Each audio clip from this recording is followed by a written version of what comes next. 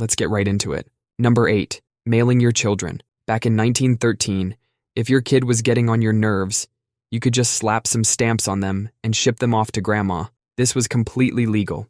The Postal Service had just started allowing packages over 4 pounds, and some parents got creative with the definition of package. The first case was in Ohio, where parents mailed their 10-pound baby to grandma's house. They paid 15 cents for postage and insured him for $50. That's right, they valued their baby less than a modern phone case. One of the most famous cases was little Charlotte May Pierstorff from Idaho. At age 5, her parents stuck some stamps on her and sent her on a 73-mile train ride to grandma's house. They did this because mailing her was cheaper than buying a train ticket.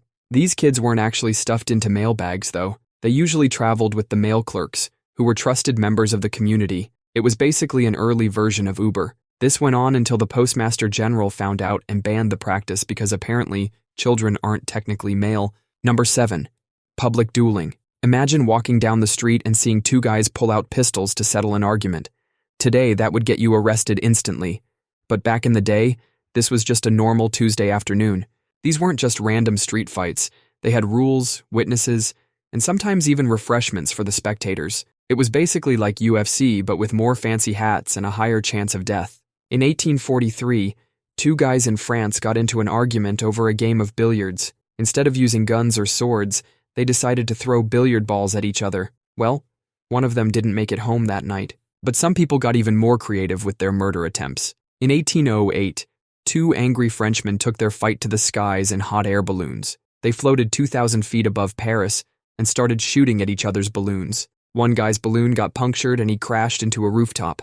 The most bizarre duel ever planned involved sausages. 2 German politicians were arguing, and one suggested they settle it by eating sausages. One sausage would be normal, the other filled with deadly parasites. The duel never happened, but imagine explaining that cause of death. Sorry, ma'am, your husband lost a sausage duel.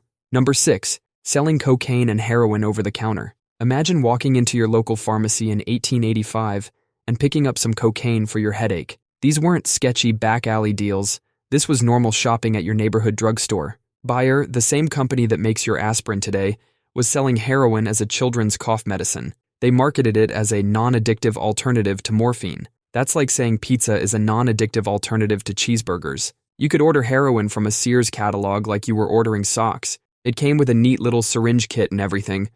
A bottle cost about the same as a loaf of bread. Cocaine wasn't just for medicine. It was in soft drinks, cigarettes, and even wine. People were doing lines of Coke thinking it was a vitamin supplement. There was this thing called cocaine toothache drops. The advertisement said it was great for kids. Mrs. Winslow's soothing syrup contained morphine and alcohol. Basically, they were giving babies happy hour in a bottle, but they had to ban it after too many babies didn't wake up. Number 5. Prohibition against women driving. Women in Saudi Arabia would get arrested just for driving to the grocery store until 2018. Not the 1800s, not even the 1900s, but 2018. Also, this wasn't some forgotten law nobody enforced. Women were actually getting thrown in jail for driving cars. It's like getting arrested for using a microwave. In 1990, 47 women organized a protest where they all drove through the streets of Riyadh together. They got arrested, lost their jobs, and had their passports taken away. All for doing something you probably did today without thinking twice about it. Some women would dress up as men to drive, complete with fake mustaches. But if they got caught, the punishment was severe. One activist got hit with a 6-year prison sentence. The most absurd part is these same women could fly planes internationally. You could literally pilot a Boeing 747 across continents, but drive a Toyota to the mall and you'd end up in jail. Number 4. Child labor. Back in the day, sending your 5-year-old to work in a factory wasn't just normal, it was expected. These kids weren't learning their ABCs, they were learning how to operate dangerous machinery.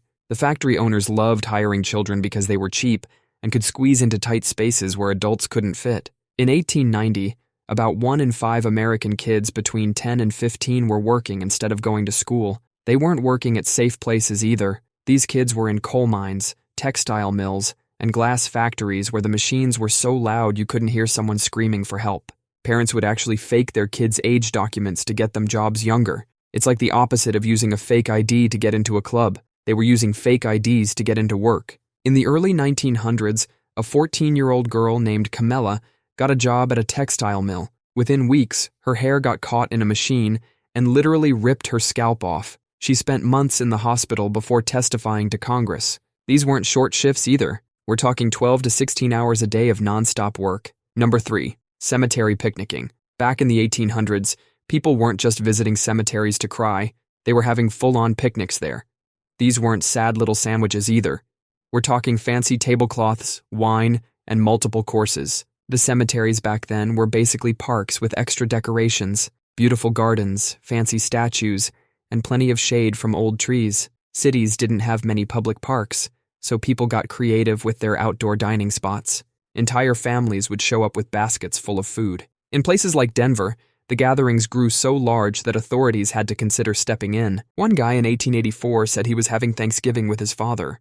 His father was dead, but family dinner is family dinner. The practice was so common that etiquette guides were published for cemeteries, which had rules reminding visitors to be respectful and not treat tombstones like dinner tables. Today, most cemeteries have strict no picnic rules. It's kind of hard to rest in peace when someone's having a barbecue on top of you. Number 2. Public spitting. Back in the 1900s, spitting on the street was as normal as checking your phone is today. People would just casually hawk one out wherever they felt like it. The streets weren't just covered in horse poop, they were decorated with human spit too. Some places even had special spittoons, fancy metal bowls just for spitting in. Imagine walking into a fancy restaurant and seeing a spitting section. Table for 2, please, and could we get something near the spittoon? It's our anniversary. Rich people would compete to see who could hit the spittoon from the furthest distance. Most people missed anyway, turning the area around the spittoon into a danger zone. Then tuberculosis started spreading like wildfire through cities. Turns out sharing your saliva with the whole neighborhood isn't great for public health. Your casual spit could literally kill someone. Cities started cracking down hard on spitters. In New York, they'd fine you $500 for spitting. That's about $15,000 in today's money. You could buy a car for what it costs to spit on the sidewalk. Today, spitting in public can get you arrested in some places. In Singapore, you can get hit with a $1,000 fine and even jail time. Unless you're a baseball player, then apparently it's part of your job description.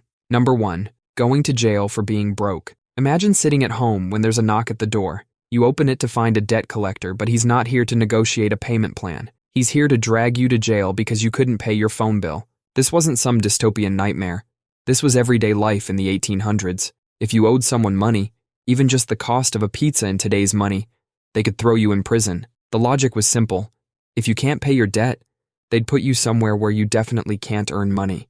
It's like trying to help someone learn to swim by throwing them in an empty pool. These weren't your standard government prisons with 3 meals a day either. These were private dungeons where you had to pay the jailer for everything: food, water, blankets, you name it. So you'd go into more debt while in prison for being in debt. These days, being in debt just gets you endless spam calls and a credit score that looks like a golf score. That's all for today.